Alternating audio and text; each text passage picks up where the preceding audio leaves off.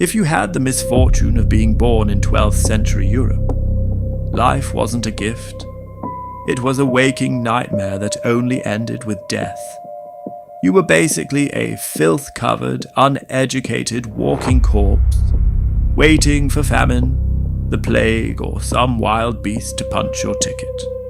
If the local lord didn't work you to death for the privilege of starving on his land, you were likely to fall victim to St. Anthony's fire, a lovely little fungus that makes your limbs turn black and fall off while you hallucinate about evil spirits. Now, imagine you're one of these superstitious mud-caked bumpkins, already convinced you're seeing demons thanks to that moldy bread you ate, when two lime green kids wearing shiny silver outfits stumble out of the forest screaming gibberish. That's exactly what happened to the peasants of Woolpit, England, around the year 1150. The town was actually named Wolfpit, after the ring of death traps dug around the village to keep hungry predators from snatching their kids away in the night. But what the pits caught in 1150, sure as hell, were not wolves. English historian William of Newburgh claims that the children clawed their way out of these traps, hissing at the sun like unsuspecting vampires caught in the open after dawn. To be clear, these creepy little bastards weren't simply lost or confused. They were genuinely terrified of everything and everyone they saw, and they lashed out at the villagers, screaming in a language no one could identify.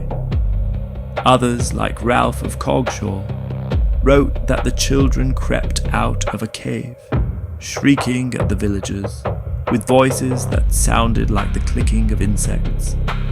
According to Ralph, and yes, that's his real name, these little green monsters refused to eat any of the medieval slop that was offered to them. Instead, they spent days cowering from the sun in a villager's hut with their eyes glazed over in terror.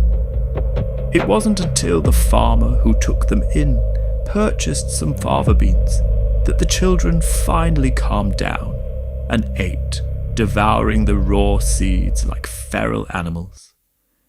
The boy, who Ralph described as sickly and frail, soon withered away and died, his skin turning a sickly grey-green in his final hours. The girl survived and eventually learned to speak the king's English, which is where the story gets truly bizarre. Because the tale she eventually whispered to the townspeople was far darker than that of a lost child. The girl, whom the villagers named Agnes, claimed she was from a subterranean world of perpetual twilight, where the sun never rises and the air reeks of damp, rotted earth. She called the place St. Martin's Land. According to Agnes, she and her brother had been herding their father's cattle when they heard the echoing of bells from another world. The siblings followed the ringing into a pitch-black cavern and wandered through darkness for days before emerging into our world. But to them, the county of Suffolk, which is one of the warmer and drier places in the UK, was a sun-scorched hell they couldn't understand.